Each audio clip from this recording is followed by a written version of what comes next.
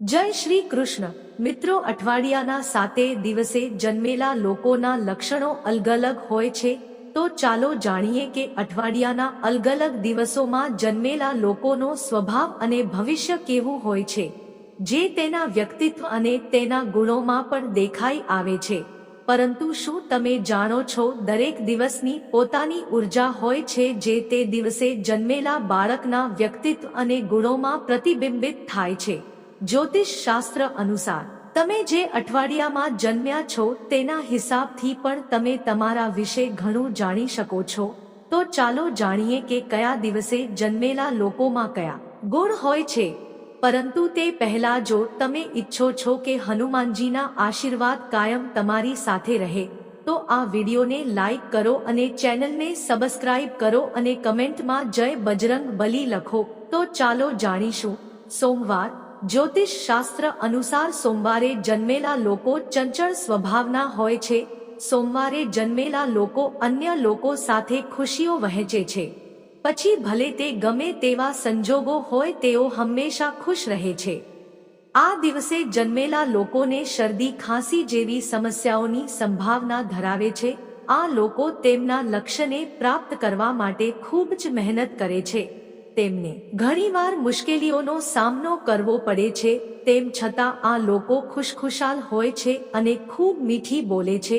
ચંદ્ર સાથેના સંબંધને કારણે તેમનું મન રમતિયાળ રહે છે અને તેમના વિચારો સતત બદલાતા રહે છે.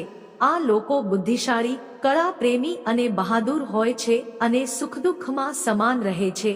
આ દિવસે જન્મેલા લોકોમાં ખૂબ જ મજબૂત મિત્રતા હોય છે, પરંતુ તેમનામાં ધીરજની ખૂબ જ કમી હોય છે. મંગળવાર. જ્યોતિષશાસ્ત્ર અનુસાર મંગળવારના દિવસે જન્મેલા લોકો ભગવાન હનુમાનના મહાન ભક્ત માનવામાં આવે છે.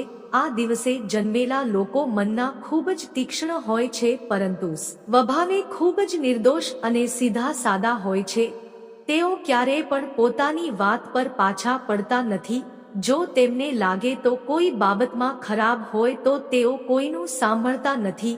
મંગળવારના દિવસે જન્મેલા લોકો સ્વભાવના શિસ્તબદ્ધ, ઉર્જાથી ભરેલા અને નવા વિચારોને ટેકો આપતા હોય છે. આ દિવસે જન્મેલા લોકો પર મંગળનો વિશેષ પ્રભાવ હોય છે. તેથી આ દિવસે જન્મેલા લોકો તમામ અવરોધો પર કાબૂ મેળવે છે. તેઓ હંમેશા પ્રગતિના માર્ગ પર આગળ વધે છે. આવા લોકો તેમના વખાણ સાંભળવા માટે ખૂબ જ ઉત્સુક હોય છે. તેમના દાંપત્ય જીવનમાં સમયાંતરે સંઘર્ષની સ્થિતિઓ ઊભી થાય છે. અતિશય ક્રોધના કારણે આસપાસના લોકો સાથે તેઓની સારી રીતે બનતા નથી. જ્યોતિષ શાસ્ત્ર અનુસાર બુધવાર. આ દિવસે જન્મેલા લોકો બુદ્ધિશાળી હોય છે. આવા લોકો પોતાના પરિવાર અને સમાજ પ્રત્યે સમર્પિત હોય છે અને હંમેશા બીજાની મદદ કરવા તત્પર હોય છે. તેમને વાંચન લેખનનો ખૂબ જ શોખ હોય છે. બુધવારના દિવસે જન્મેલા લોકો પાસે ક્યારેય ધનની કમી નથી હોતી. તેમની વાત કરવાની રીત પણ એકદમ અલગ હોય છે. બુધવારને ભગવાન ગણેશનો દિવસ માનવામાં આવે છે. આ દિવસે જન્મેલા લોકો બુદ્ધિશાળી હોવાની સાથે વાતચીતમાં પણ પારંગત હોય છે. આ લોકો પોતાના પરિવાર પ્રત્યે ખૂબ જ સમર્પિત હોય છે. તેઓ કંઈ પણ કરવા તૈયાર હોય છે, કારણ કે તેઓ ખૂબ જ ભાગ્યશાળી માનવામાં આવે છે. તેથી જ તેઓ કોઈ પણ સમસ્યામાંથી સરળતાથી બહાર આવી શકે છે. ગુરુવાર. જ્યોતિષ શાસ્ત્ર અનુસાર ગુરુવારે જન્મેલા લોકો ખૂબ જ આકર્ષક અને પ્રભાવશાળી હોય છે. તેમનું વ્યક્તિત્વ અન્ય લોકોને પ્રભાવિત કરે છે અને તેઓ સરળતાથી લોકોને પોતાની તરફ આકર્ષિત કરે છે. તેઓ વાતચીતમાં નિષ્ણાત હોય છે. આવા લોકો ખૂબ જ બુદ્ધિશાળી અને હિંમતવાન પણ માનવામાં આવે છે. ગુરુવારે જન્મેલા લોકો ખૂબ જ બુદ્ધિશાળી અને હિંમતવાન હોય છે. તેઓ કોઈ પણ મુશ્કેલીનો ખૂબ સારી રીતે સામનો કરી શકે છે. કોઈ પણ વ્યક્તિ તેમનાથી ખૂબ જ ઝડપથી પ્રભાવિત થઈ જાય છે. તેમના મિત્રો તેમના પ્રત્યે ખૂબ જ સારા અને સમર્પિત હોય છે. તેમને 12, 13, 16 અને 30 વર્ષની ઉંમરે સમસ્યાઓનો સામનો કરવો પડી શકે છે. શુક્રવાર. જ્યોતિષ શાસ્ત્ર અનુસાર શુક્રવારના દિવસે જન્મેલા લોકો આકર્ષક અને ખૂબ જ સીધા સ્વભાવના હોય છે. આ લોકો ઝઘડાથી દૂર રહેવાનું પસંદ કરે છે અને તેમના જીવનમાં શાંતિ અને સુખ જાળવવાનો પ્રયાસ કરે છે. તેમની બુદ્ધિ પણ ખૂબ જ તેજ હોય છે. તેમને ક્યારે આર્થિક તંગીનો સામનો કરવો પડતો નથી. પ્રેમના મામલામાં આવા લોકો એક જગ્યાએ ટકી શકતા નથી. તેમના સ્વભાવમાં વધુ ઉર્જા હોય છે. તેમનું દાંપત્ય જીવન સફળ કહી શકાય. શુક્રવારનો દિવસ દેવી લક્ષ્મીનો દિવસ છે. આ દિવસે જન્મેલા લોકો ખૂબ જીવંત, બુદ્ધિશાળી, હળવા સ્વભાવના, સહિષ્ણુ અને લાગણીશીલ હોય છે. તેમનામાં દરેક પરિસ્થિતિને અનુકૂળ બનાવવાની અદ્ભુત ક્ષમતા હોય છે. દેવી લક્ષ્મીની કૃપાને કારણે તેઓ સામાન્ય રીતે જીવનમાં દરેક ભૌતિક સુખ મેળવે છે. તેઓ સેવાભાવી સ્વભાવના હોય છે અને અન્યની મદદ કરવા હંમેશા તત્પર હોય છે. આ લોકો સાહિત્યના શોખીન હોય છે અને તેઓ સંગીતના પ્રેમી છે. તેમને 20 અને 24 વર્ષની ઉંમરે કેટલીક સમસ્યાઓનો સામનો કરવો પડી શકે છે. શનિવારે જન્મેલા લોકોને ઘણી મુશ્કેલીઓનો સામનો કરવો પડે છે, પરંતુ તેઓ આત્મવિશ્વાસથી ભરેલા હોય છે અને તેઓ અદ્ભુત લડાઈની ભાવના ધરાવતા હોય છે. આ લોકો દરેક મુશ્કેલીનો સામનો કરવા માટે તૈયાર હોય છે. તેઓ પોતાના લક્ષ્યને પ્રાપ્ત કરવા માટે સખત મહેનત કરે છે અને સખત સંઘર્ષ કરે છે. શનિવારે જન્મેલા લોકો આળસથી અટકાતા નથી. આવા લોકો કોઈ પણ કાર્ય કરવા માટે યોજનાઓ બનાવે છે, પરંતુ તે યોજનાઓ અનુસાર કામ કરી શકતા નથી. આ લોકોને મિત્રો બનાવતી વખતે સાવધાની રાખવાની જરૂર છે. તેમને પરિવારના સભ્યો અને સંબંધીઓ તરફથી પણ વધારે સુખ નથી મળતું. તેમના જીવનમાં ગમે તેટલી મુસીબતો આવે, તેમના પ્રસન્નતાના અભાવને કારણે આ લોકો શનિવારે જન્મેલા લોકો વિચલિત થતા નથી. તેઓ હળવા ઘઉં જેવા અને રંગમાં સ્પષ્ટ હોય છે.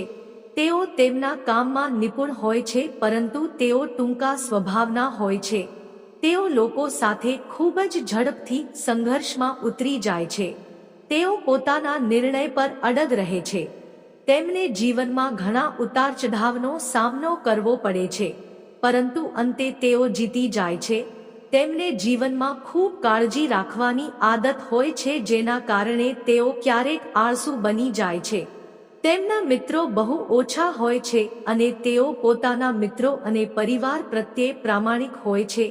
તેમને સંબંધીઓ અને મિત્રો તરફથી બહુ ખુશી મળતી નથી. 20, 25 અને 45 વર્ષની ઉંમરે તેઓને કેટલીક સમસ્યાઓનો સામનો કરવો પડી શકે છે. રવિવારનો સંબંધ સૂર્ય ભગવાન સાથે છે. સૂર્ય સિંહ રાશિનો સ્વામી છે. સિંહ એટલે સિંહ અને સિંહને સ્વતંત્રતા ગમે છે. તેથી જ રવિવારે જન્મેલા લોકોને કોઈની પણ સત્તા હેઠળ કામ કરવા ગમતું નથી. સામાન્ય રીતે ભાગ્યશાળી હોય છે, ઓછું બોલે છે અને કલા અને શિક્ષણ ક્ષેત્રે સન્માન મેળવે છે. ધર્મમાં પણ રસ ધરાવતા હોય છે અને પરિવારના સભ્યો તેમજ મિત્રોને પ્રેમ કરતા હોય છે અને પોતાના સંબંધીઓને પણ ખુશ રાખવાનો પ્રયાસ કરતા હોય છે. નેતૃત્વની જવાબદારી આપવામાં આવે તો તેઓ કોઈ પણ ક્ષેત્રમાં વધુ સારું પરિણામ આપે છે. રવિવારનો દિવસ ભગવાન સૂર્યનો દિવસ છે. આ દિવસે જન્મેલા લોકો સામાન્ય રીતે તેજસ્વી, ભાગ્યશાળી અને લાંબા આયુષ્ય ધરાવતા હોય છે. તેઓ ઓછું બોલે છે, પરંતુ તેઓ સમજી વિચારીને બોલે છે અને તેમના શબ્દોમાં પોતાનો પ્રભાવ હોય છે. તેઓ કલા, સાહિત્ય, શિક્ષણ અને કાઉન્સેલિંગ ક્ષેત્રે સરળતાથી સફળતા હાંસલ કરે છે. તેઓ વફાદાર હોય છે અને પરિવાર, સંબંધીઓ અને મિત્રો સાથે હંમેશા તેમના સંબંધો જાળવી રાખે છે. 20 થી 22 વર્ષની ઉંમરે તેમને મુશ્કેલીઓનો સામનો કરવો પડી શકે છે. રવિવારના દિવસે સૂર્ય ગ્રહનો પ્રભાવ હોય છે. તેથી જ આ લોકો પર સૂર્ય ભગવાનની કૃપા હોય છે.